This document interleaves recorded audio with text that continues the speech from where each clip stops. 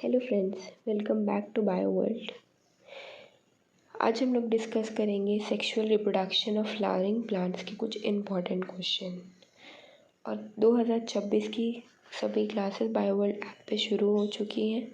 Description में app का link है, वहाँ से आप लोग बैच को ज्वाइन कर सकते हैं। Question number 1, science of cultivation, breeding, marketing and arrangement of flowers is called. तो इसको क्या बोलते हैं? यह फ्लोरिकल्चर, बहुत ही ईजिली समझ आ रहा है। Flowers, floriculture, okay. फिर है non essential flowers, floral organs in a flower is.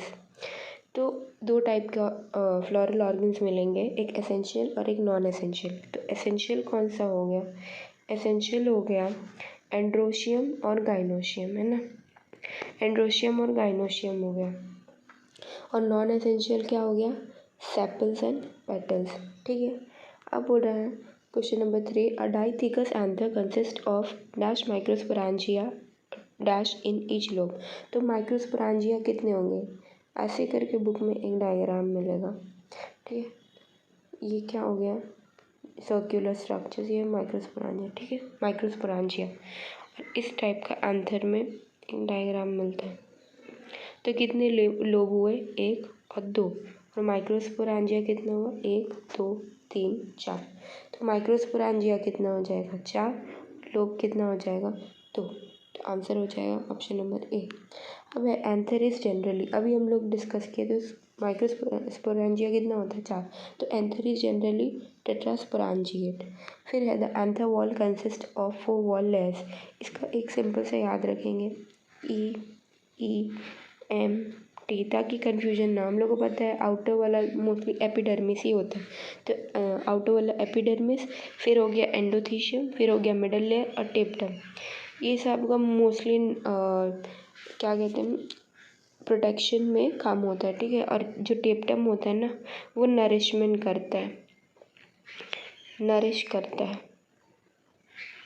वो नरिश करता है। तो anther wall consist of 4 wall layers, tapetum lies just inner to endothecium.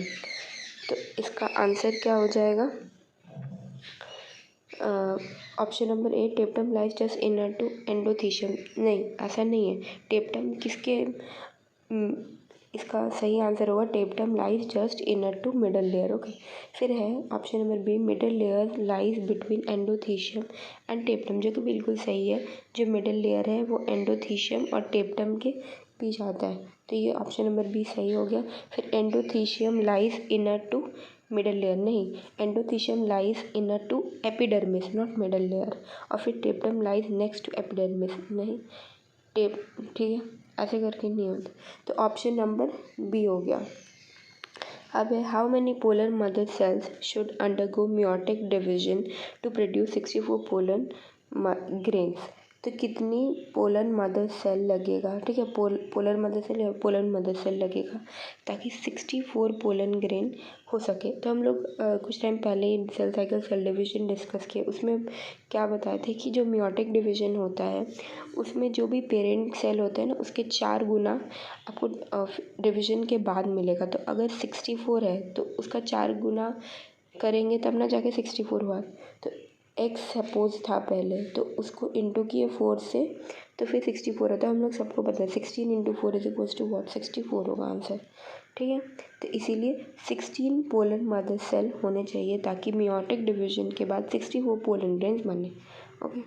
अब बोल रहा है how many meiotic divisions are required for the formation of pollen grains. यहाँ पे कुछ स्पेसिफिकली मेंशन नहीं है कि सिर्फ बोला गया कितने कितना 100 पोलन ग्रेन्स बनाने के लिए कितने मियोटिक डिविजन्स चाहिए। तो हम लोग इसे सपोज एक एंथर मान लेते हैं, ठीक है। एक एंथर में 4 माइक्रोस्पोरांजिया हम लोग को पता है, तो 4 है, सपोज 4 मिल गया हम लोग को, है ना।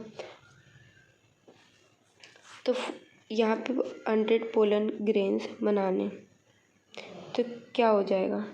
ये 25 होगा ना, तब जाके 25 टाइम्स ये मियोटिक डिवीजन इसमें होगा, तब जाके यहाँ पे 100 बनेगा, राइट।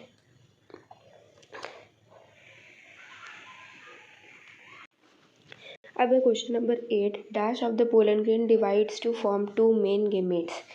2 मेन नहीं, ये हो जाएगा 2 मेल गेमेट्स है ना, दो मेल, सॉरी ये तो फीमेल का हो गया, 2 मेल गेमेट्स के लिए। तो 2 मेल गेमेट्स कैसे बनता है, जेनरेटिव सेल से, ठीक है। इस टाइप का होता है सेल, ऊपर ये छोटा होता है थोड़ा, ये वाला हो गया वेजिटेटिव, ये हो गया वेजिटेटिव सेल और ये हो गया जनरेटिव सेल। तो ये हो गया वेजिटेटिव सेल और ये हो जाएगा जनरेटिव सेल, जो कि फर्दर डिवाइड करके क्या बनाते हैं,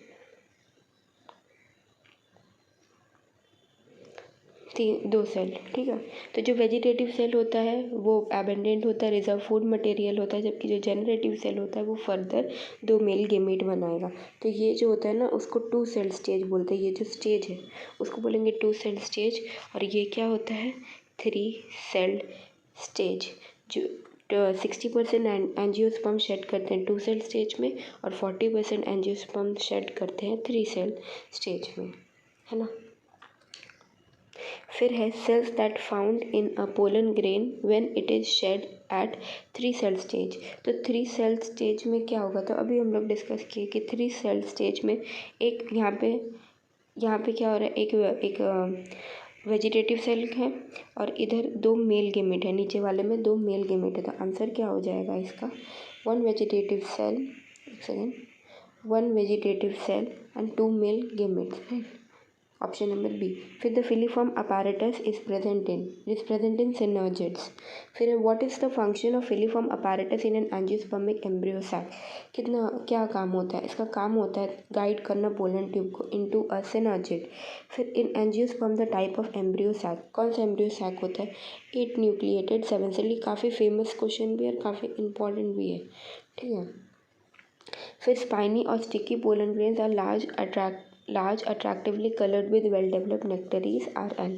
तो इसका सिंपल सा ये चीज़ है कि जो नेचर होती है वो कभी भी अननेसेसरली अपना जो एनर्जी है वो वेस्ट नहीं करेगी। अगर वो तो वो अपनी एनर्जी किसी भी नॉन लिविंग थिंग्स पे तो वेस्ट करेगी नहीं, क्योंकि नॉन लिविंग चीज़ उसको समझ नहीं पाएगा, है ना। लिविंग चीज़ पे ही होना चाहिए। अब लिविंग चीज़ से पॉलिनेशन बस एक ही टाइम होता है, वो है एंड इंसेक्ट्स के थ्रू, मतलब एक ही टाइम नहीं, इंसेक्ट्स जो हमारे बुक में मेनली मेंशन्ड है उसमें इंसेक्ट्स के थ्रू है।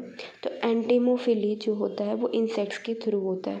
तो ये जो चीज़ किया गया अट्रैक्टिवली कलर्ड वाला, ये किसके लिए, इंसेक्ट्स को अपने पास अट्रैक्ट करने के लिए किया जाता है ताकि पॉलिनेशन हो सके, है ना।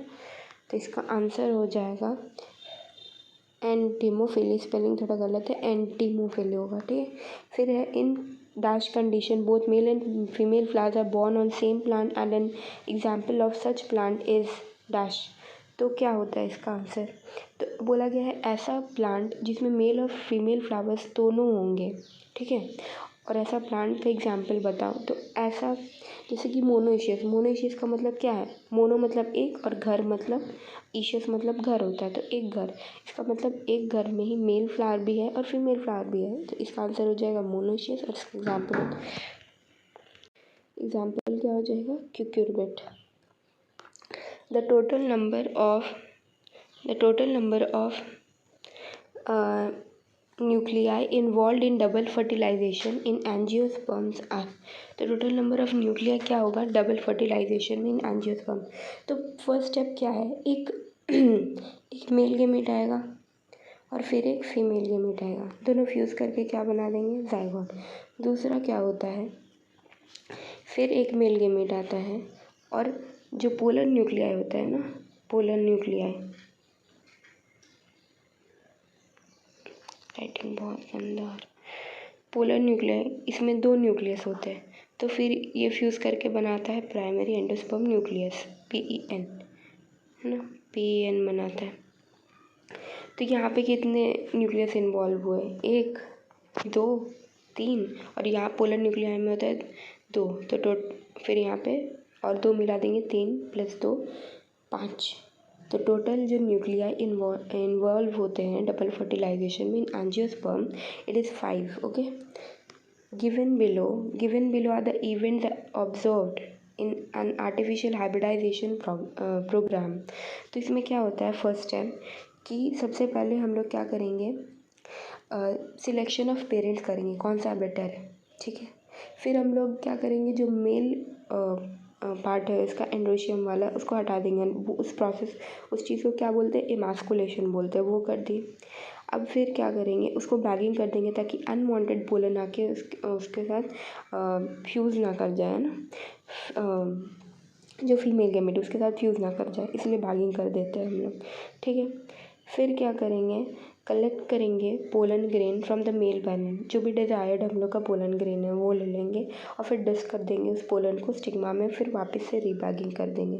तो क्या हुआ, फर्स्ट क्या हुआ, सिलेक्शन ऑफ पेरेंट्स 2, उसके बाद क्या हुआ, इमास्कुलेशन, फिर क्या हुआ, बैगिंग, ताकि कोई भी अनवांटेड पोलन आके फ्यूज़ ना कर जाए फीमेल गेमिट के साथ, ये हो गया।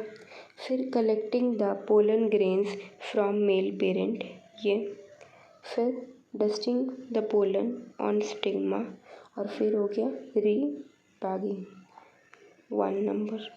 इसका आंसर क्या हो जाएगा, ऑप्शन नंबर बी, ठीक है। फिर during the process of fertilization the pollen tube usually enters the embryo sac, वो मोस्टली किधर से एंटर करता है, माइक्रोपाइलर एंड से, ठीक। Study the following statement and select the correct option, तो यहाँ पे ये है ना, ये गलत है, इसको सही से लिखेंगे, नरिश होगा, ठीक है, नरिश होगा। टेप्टम नरिशेस डेवलपिंग पोलन ग्रेन्स, बिल्कुल सही बात है, टेप्टम नरिश करता है। फिर hilum represents the junction between ovule and funicle, ये भी बिल्कुल सही है, हाइलम वो जंक्शन है जो ओव्यूल और फ्यूनिकल के बीच में आएगा, ठीक। अब है in aquatic plant such as water hyacinth and water lily pollination occurs by water, तो ये बिल्कुल गलत है, जो जैसा दिखता है वो होता नहीं है। ये बहुत ही इंपॉर्टेंट है कि जो वाटर हाइसिंथ होता है, वाटर लिली होता है, वो वाटर के थ्रू पॉलिनेशन नहीं कराएंगे, वो विंड के थ्रू कराते हैं, ठीक है, विंड के थ्रू इंसेक्ट के थ्रू हो जाएगा, लेकिन वाटर के थ्रू नहीं होता, वाटर के थ्रू होता है वैलिस्नेरिया और ज़ूस्टेरा, वेरी इंपॉर्टेंट, इसको याद रखना है, ठीक है, ये गलत है। अब क्या हो गया, the primary endosperm nucleus is triploid, हाँ हम लोग अभी डिस्कस किए कि एक पोलर न्यूक्लियाई होता है और एक मेल गेमेट होता है। पोलर न्यूक्लियाई कितने न्यूक्लियस के होते हैं, 2, तो 2 + 1 = 3, तो इट्स व्हाट, ट्रिप्लॉइड। तो इसका आंसर क्या हो जाएगा, 1, 2, 4 are correct but 3 is incorrect, ये हो गया। फिर milk is tender and coconut represent, जो कोकोनट वाटर होता है वो क्या रिप्रेजेंट करेगा, वो करता है फ्री न्यूक्लियर एंडोस्पर्म, और जो वाइट पार्ट होता है, जो कर्नल पार्ट होता है, वो क्या रिप्रेजेंट करता है, सेलुलर एंडोस्पर्म को, ठीक है। फिर है in albuminous seed food is stored in, तो जो एल्ब्यूमिनस सीड होता है उसमें फूड कहाँ स्टोर होता है, एंडोस्पर्म में। जो नॉन एल्ब्यूमिनस सीड होता है वो वहाँ पे, वो किधर स्टोर होता है फूड, कॉटिलिडॉन में, ठीक है। फिर है परसिस्टेंट न्यूसिलस, तो न्यूसिलस जिसमें बच जाएगा उसको क्या बोलते हैं, पेरिस्पर्म, उसका एग्जाम्पल क्या है, ब्लैक पेपर, ठीक, काली मिर्च। Polyembryony commonly occurs in, polyembryony है वो किधर मोस्टली देखने को मिलता है, वो मिलता है सिट्रस प्लांट में, खट्टे, ठीक। फिर this is an example of a very old viable seed excavated from arctic tundra and the seed germinated and flowers after an estimated record of 10,000 years of dormancy. It is Lupinus arcticus, है ना, Lupinus arcticus. फिर है select the following statement regarding parthenocarpy, तो parthenocarpy क्या होता है, तो formation of fruits without fertilization, बिल्कुल सही बात है, बिना फ्यूजन के ही फ्रूट बन जाता है इसमें। फिर development of seedless fruits as in banana, grapes, navel orange, बिल्कुल सही, बनाना में भी पार्थिनोकार्पी से ही होता है, तो जो सीडलेस फ्रूट्स बनते हैं पार्थिनोकार्पी के थ्रू। और कौन से हार्मोन्स इसके लिए रिस्पॉन्सिबल होंगे, ऑक्सिन और gibberellins are use to induce parthenocarpy in different plants, तो ऑल ऑफ दिस करेक्ट है। इस क्वेश्चन में पार्थिनोकार्पी मोस्टली सारे पॉइंट्स कवर हो गए हमारे, ठीक है।